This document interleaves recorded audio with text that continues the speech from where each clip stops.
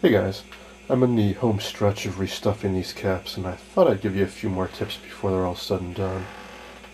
When I had restuffed these electrolytics, I reused the old wax to seal the ends.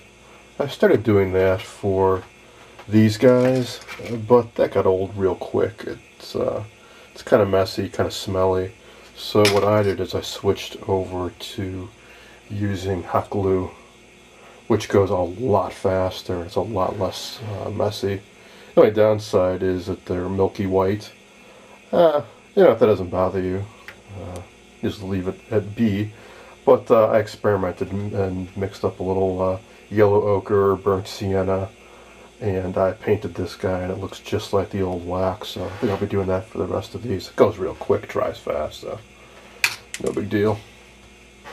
If you recall, I was a bit puzzled by what should have been two gigantic high voltage caps. But what I had was one big one and then this much smaller one, and the values were quite different. On the schematic, they're both supposed to be 0.03. Well, I determined through some investigating and some help online that these are both supposed to be 0.03, so this must have been a replacement at some time, and it's way off of what it's supposed to be. So what I did is, just like I showed you with the electrolytic cap, this guy over here, I made up a new tube from scratch. The diameter of the tubes I had were all a little bit too big, so what I did is I cut a slit in it and glued it and made it a little bit smaller and sanded the seams smooth. I painted it up, and then I made a new reproduction decal, so it looks just like the other guy now. And here are the nice new ASC high voltage caps that will go inside. Did a little bit of research online trying to find another distributor for ASC, maybe a lower cost outfit than Allied. And I found that ASC is actually bought up part of TRW capacitors. I always wondered what happened to that company.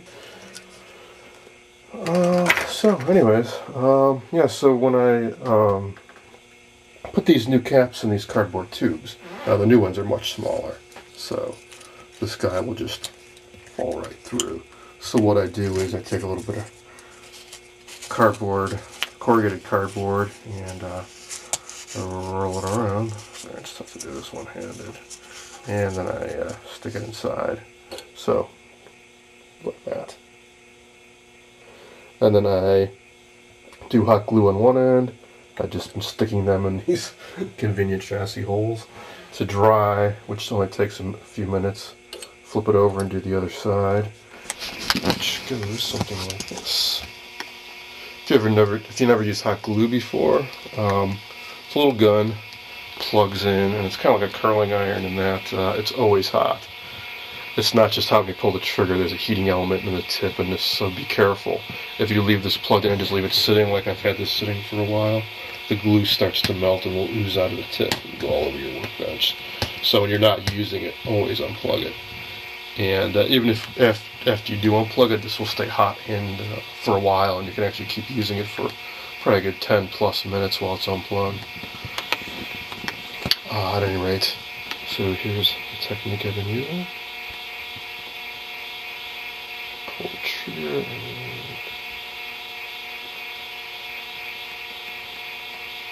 fill it up, and when you get close to bring it full, kind of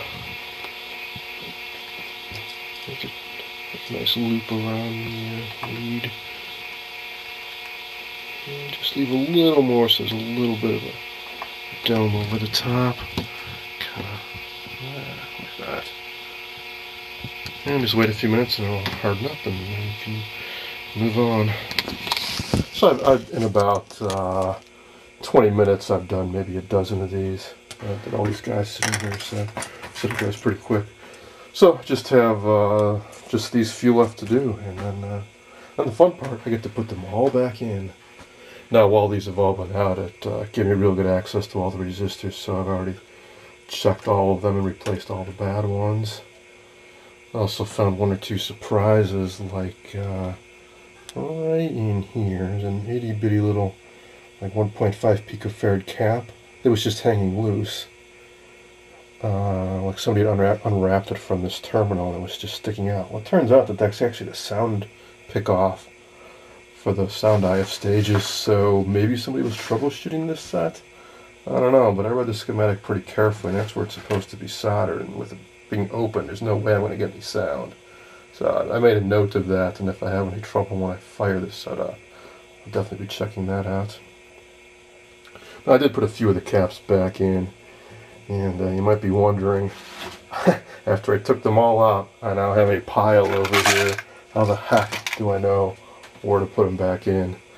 Number one, copious photographs. I probably took 100 photographs from all angles throughout this whole chassis. Two, the service manual for this set and a lot of other vintage sets contains this awesome diagram, which is literally a photograph of the set with the callouts. There's one sheet for resistors and one for capacitors. And these callouts around here identify every single cap. So for example, let's see, this guy down here, C48, which is this capacitor right here.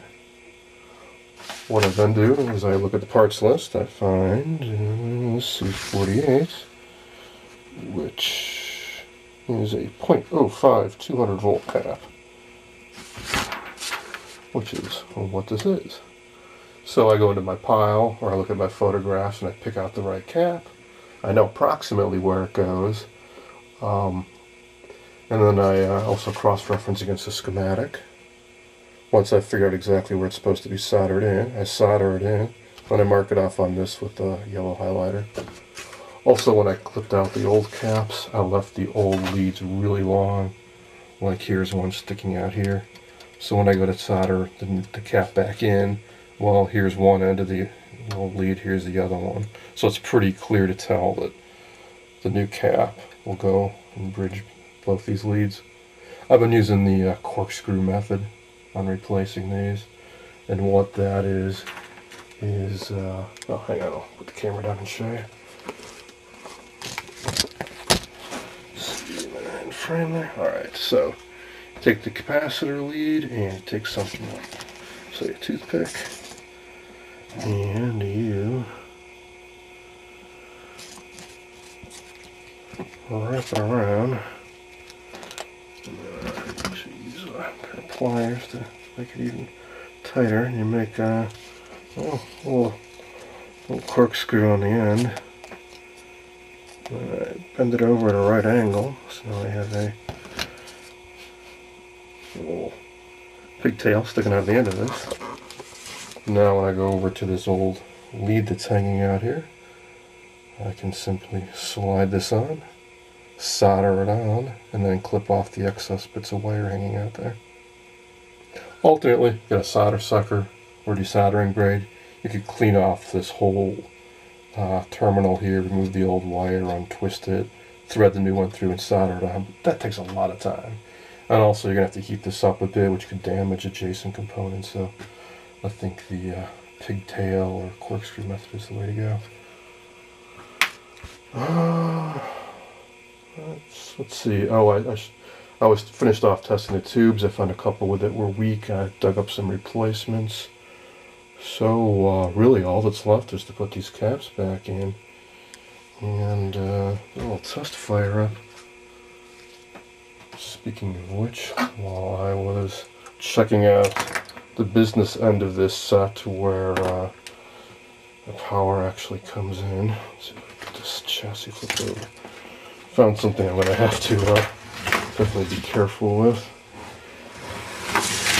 which is this fuse broke right off. This whole terminal, this is right where the AC comes in, and this all broke off, and so I have to carefully connect all that back up. And this is a hot chassis. It's kind of a dangerous thing, so I got to make sure that all this is squared away.